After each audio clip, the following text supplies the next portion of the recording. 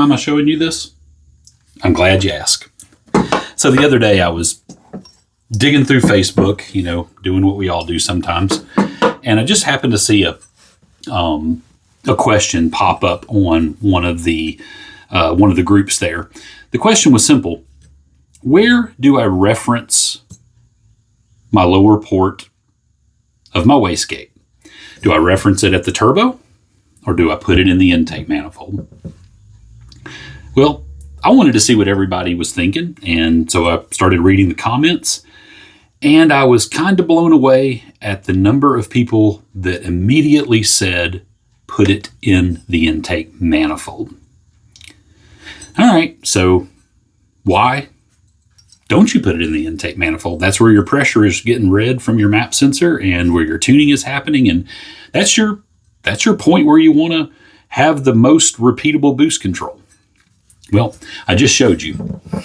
When that vacuum gauge pulls and it leaks, that's going to be a problem because that is a small vacuum leak that your system is having to compensate for. Before you throw the wastegate under the bus, you need to know how they work and the environment they have to work in. Obviously, they're connected to the exhaust. Obviously, they get very hot.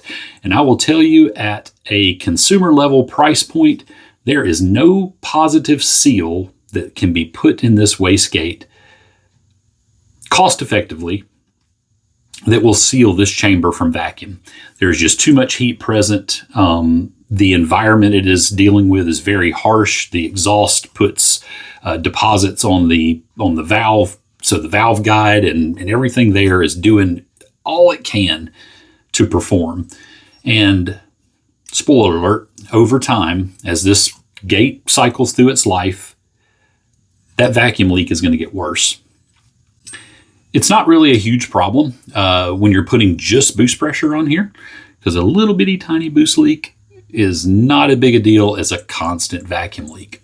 And I'm going to go ahead and tell you too that some wastegates, when you put vacuum on the lower port, it will try to invert the diaphragm inside of this wastegate motor, and sometimes that can make the wastegate diaphragm chafe or rub against parts of the machined aluminum housing that are not necessarily intended to have that diaphragm touching it. So diaphragm wear is a concern and can become a problem, because if you rupture that diaphragm, you now have a big time overboost problem.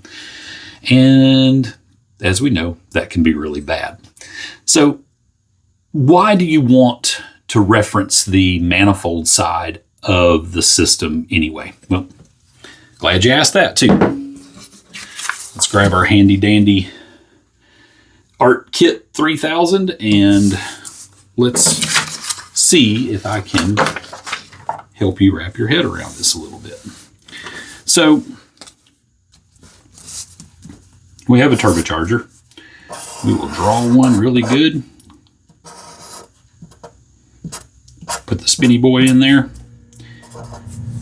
All right, so most of our systems are going to have the turbo, some length of pipe, and an intercooler. Man, and I've had 1 cup of coffee on an empty stomach, so the jitters are real. And then out of your intercooler, you of course go to your throttle body. That's your throttle body butterfly, and then ultimately your intake manifold plenum. This is great. I need to art with Reed after coffee. So this is your engine, and we'll even put a valve cover on it just to make it realistic engine. Okay, so we have the two sides of the question here. Turbo side, intake manifold side. All right. In a system with an intercooler or a system with any piping, we have a problem. We have a restriction. The intercooler is always going to pose some type of a restriction, either due to its inability to flow enough air for the system, which sometimes is a problem. Not a huge one, but it's still a problem. And secondly, the air coming out of the compressor of the turbo is hot. It is very hot. As it cools through the system, through the intercooler, it does its job. It recovers density. As it recovers density, that more dense air is harder to flow through the system. So you're going to have, let's just say we have a 10-pound spring in our wastegate, no boost controller at all. We're just using the lower port. We hook it directly to the compressor cover. So you have a output of the turbo at 10 psi because the wastegate is going to open and regulate boost pressure there. By the time it goes through the intercooler, you're going to have a negative amount, negative delta. We'll just say for today 1 psi. So now by the time it reaches here, you have 9 psi.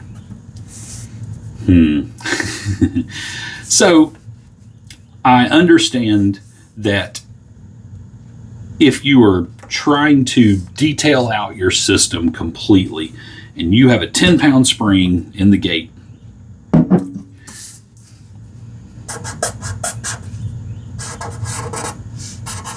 we get a little help here. And you want to get 10 pounds into your engine, then why would you reference the port here and only see 9 pounds? That 1 pound of boost difference is going to drive you crazy. It's going to keep you awake at night. All right. So if you are that picky about it, hook your pressure port up before the throttle plate, but as close to the intake plenum as possible. And you can get your boost reference off of this and then go to your wastegate. Lower port. That will obviously curb your ADHD to some degree and say, okay, well now I have a 10-pound spring. I'm going to have a 10-pound reference. The wastegate's going to open. I'm going to have 10 pounds of boost. My map sensor is going to read correctly. My computer program is going to do its ones and zeros, zeros and ones, and everything is happy.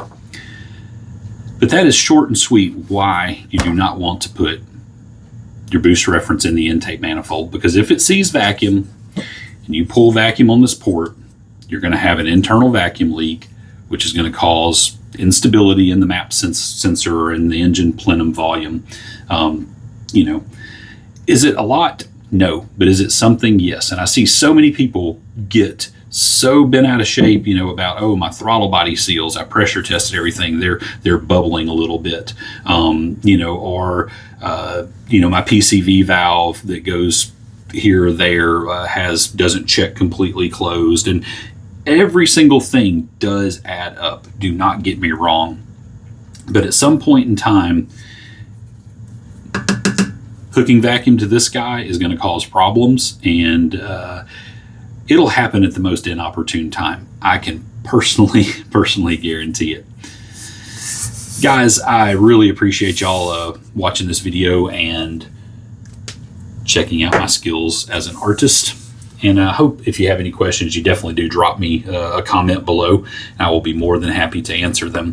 And yes, I got a Turbo Smart gate here. I've used Tile. I've used, some of the off-brand ones.